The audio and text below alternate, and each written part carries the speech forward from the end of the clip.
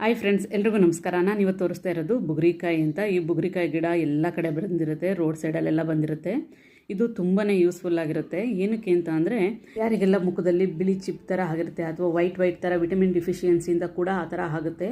ಹಾಗೆ ಯಾರಿಗೆಲ್ಲ fungal infection ಆಗಿರುತ್ತೆ, ಹಾಗೆ ಸ್ಕಿನ್ ಅಲರ್ಜಿ ಆಗಿರುತ್ತೆ, ಅಂಥವ್ರು ಕೂಡ ಇದನ್ನು ನಾವು ಯೂಸ್ ಮಾಡ್ಬೋದು. ಇದ್ರ ಹೂ ನೋಡಿ ಈ ರೀತಿಯಾಗಿ ಯೆಲ್ಲೋ ಕಲರ್ ಇರುತ್ತೆ, ಕಾಯಿ ಬಂದ್ಬಿಟ್ಟು ಈ ರೀತಿ ಇರುತ್ತೆ.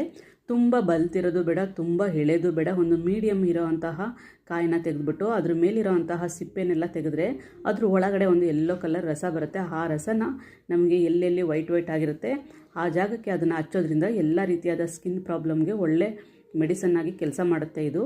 ಸೊ ಇದು 5 ವರ್ಷದ ಮೇಲ್ಪಟ್ಟಂತಹ ಮಕ್ಕಳಿಗೆ ಯೂಸ್ ಮಾಡ್ಬೋದು.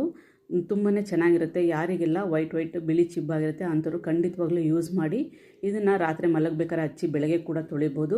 ಇಲ್ಲ ಅಂತಂದರೆ ನಾವು ಬೆಳಗ್ಗೆ ಹಚ್ಚಿ 1-2 ಅವರ್ ಬಿಟ್ಟು ಕೂಡ ತೊಳೆಯೋದ್ರಿಂದ ನಿಮಗೆ ಡಿಫ್ರೆನ್ಸ್ ಗೊತ್ತಾಗುತ್ತೆ. ಹಾಗೆ ಇದು ಹಚ್ಚಿದ ಮೇಲೆ ಕ್ಲೀನಾಗಿ ಕೈನ ಸೋಪ್ ಹಾಕ್ಬಿಟ್ಟು ತೊಳ್ಕೊಬೇಕಾಗುತ್ತೆ.